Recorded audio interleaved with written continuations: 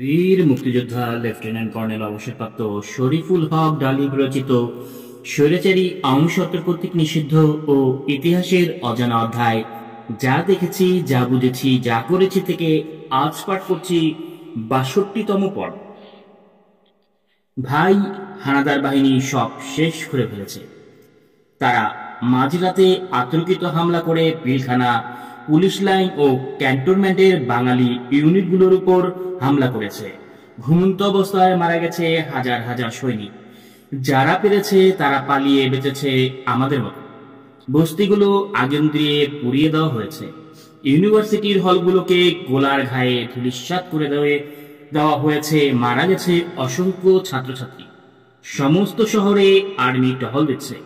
কাউকে দেখে এতটুকু সন্দেহ হলেই গুলি করে হত্যা করা হচ্ছে। আপনাদের মতো তরুণরাই ওদের টার্গেট। ভাই, আপনারাও পালান, চলে যান শহর ছেড়ে গ্রামে। হানাদার বাহিনীর কবল থেকে জাতিকে বাঁচাতে হলে গড়ে তুলতে হবে প্রতিরোধ সংগ্রাম।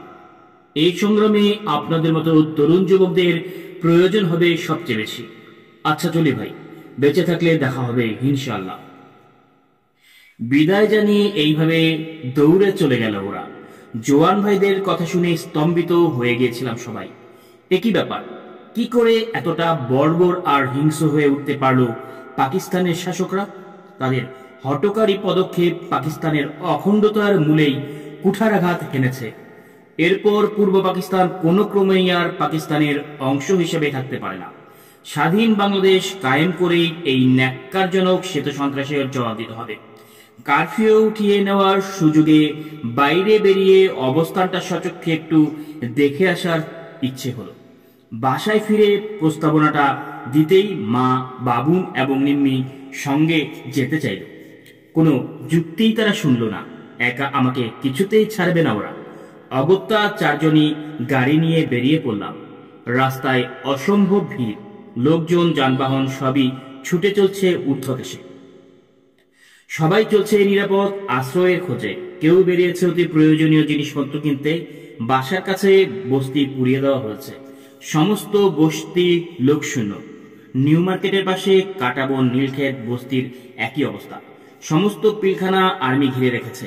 প্রতিটি রাস্তায় মেশিন গান ফিট করা খান সেনা বহনকারী ট্রাকগুলো টহল দিচ্ছে। রাস্তার স্ট্র্যাটেজিক পজিশনে ট্যাঙ্ক মোতায়েন করা হয়েছে। ইউনিভার্সিটি এলাকা একদম ফাঁকা, থমথম করছে। ইকবাল হল, জগন্নাথ হল, রোকেয়া হল মর্টার ও ট্যাঙ্ক ফায়ারে ইট ও কংক্রিটের ধ্বংসস্তূপে পরিণত হয়েছে। ইটগুলোর মাঠে বুলডোজার দিয়ে গণকবর করে পুঁতে দেওয়া হয়েছে মৃত ব্যক্তিদের লাশগুলো।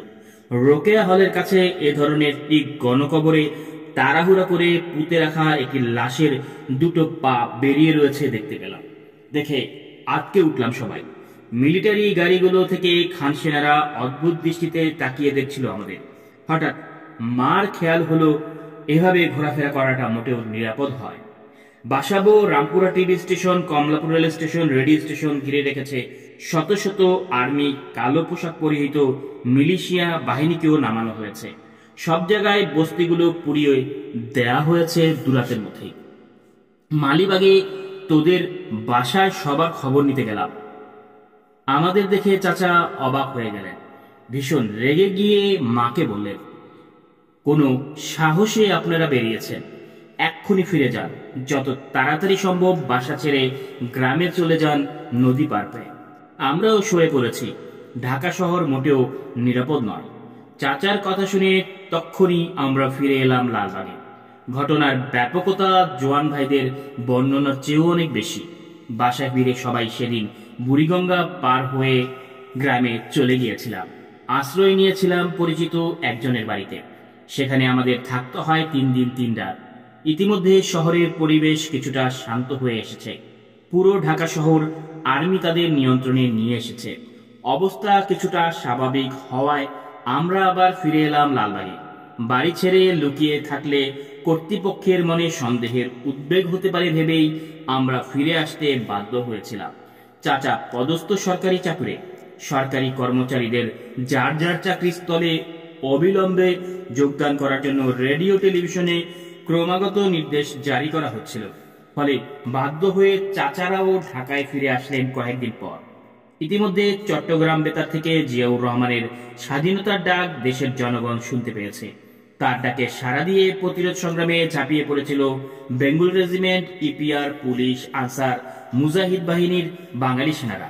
ঢাকা পাক বাহিনীর নিয়ন্ত্রণে থাকলেও সংগ্রামী বাঙালি সেনারা দখল করে নিয়েছিল চট্টগ্রাম, খুলনা, কুমিল্লা, যশোর, রাজশাহী, রংপুর, দিনাজপুর ও মফস্বলের অন্যান্য শহরগুলো। তাদের সাথে স্বতঃস্ফূর্ত সহযোগিতায় সাড়া দিয়েছিলেন স্থানীয় প্রশাসন, রাজনৈতিক নেতৃবৃন্দ, কর্মী, ছাত্র জনতা। সব জায়গায় শুরু হয়ে গিয়েছিল প্রতিরোধের সংগ্রাম। সদ্য সংগঠিত মুক্তিবাহিনী প্রবল বিক্রমে প্রতিহত করে চলেছিল পাক বাহিনীর আক্রমণ। সামরিক বাহিনীর বাঙালি সদস্যরা মুক্তিযোদ্ধাদের প্রশিক্ষণের ব্যবস্থা করেছিলেন বিভিন্ন স্থানে। নির্জন থেকে প্রধান শহরগুলো পূর্ণ দখল করার জন্য ঢাকা থেকে জব ইনফরমেশন পাঠানো হচ্ছিল বিপুল সংখ্যায়। পরিণামে প্রধান শহরগুলো এপ্রিলের প্রথম সপ্তাহের মধ্যেই পাক বাহিনীর মুক্তিফৌজের হাত থেকে পুনর্গঠন করে নিতে সক্ষম হয়।